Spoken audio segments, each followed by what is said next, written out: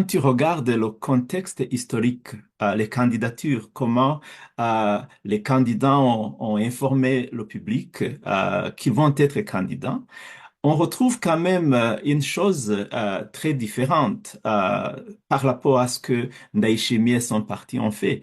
Parce que cette candidature, cette annonce de la candidature intervient exceptionnellement tôt par rapport aux pratiques électorales précédentes. Ce qui soulève quand même des interrogations sur la volonté de verrouillage précoce du débat politique.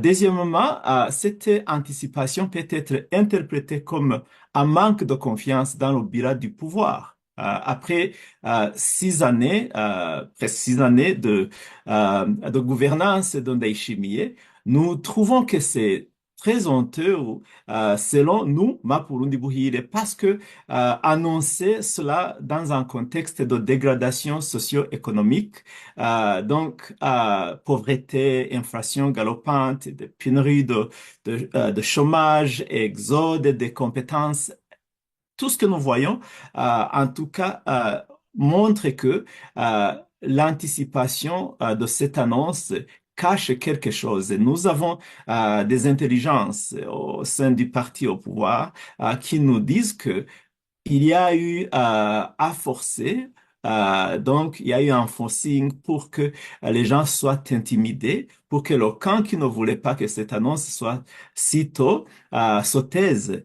Et il le fait aussi parce que après tout, il sait qu'il a au moins une année de contrôle, donc il peut manipuler et il peut aussi en tout cas contrôler ce qui se passe au sein de son parti, aussi faire peur à ceux qui veulent parler par rapport à cela. Donc, c'est une anticipation stratégique pour eux, mais quand même une stratégie qui est honteuse pour toute une nation. Comme vous savez, nous, Mapurundi Buhire, nous sommes un mouvement d'action patriotique. Donc, chaque fois, les actions patriotiques nous sont à cœur. Cet appel au sursaut national n'est pas la première fois, nous le disons dans chaque déclaration parce que pour nous, nous sommes conscients que les Burundais sont les détenteurs, les vrais détenteurs du pouvoir, mais nous voulons qu'ils exigent des élections crédibles et inclusives et transparentes.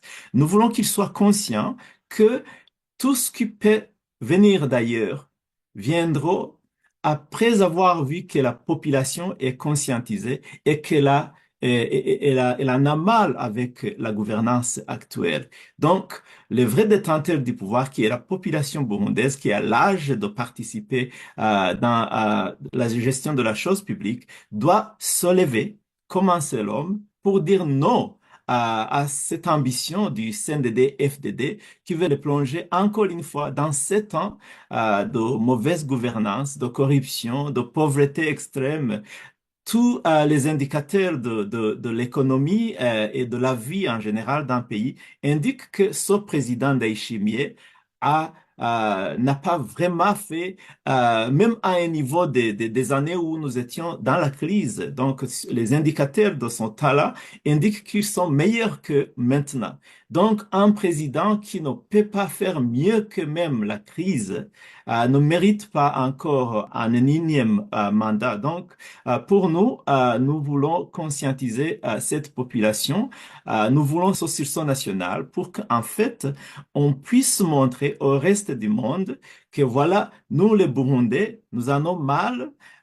Et il faut faire de tout ce qu'il faut, pression diplomatique et tout autre moyen nécessaire, légal, pour que nous puissions, en tout cas, changer et avoir une politique de refondation nationale au Burundi, là où des gens les plus meilleurs qui peuvent gouverner, gouvernent et en tout cas amènent le pays vers le développement durable. Sinon, la candidature de ce président nous renfonce dans l'abîme où retourner vers le chemin du développement sera très, très difficile.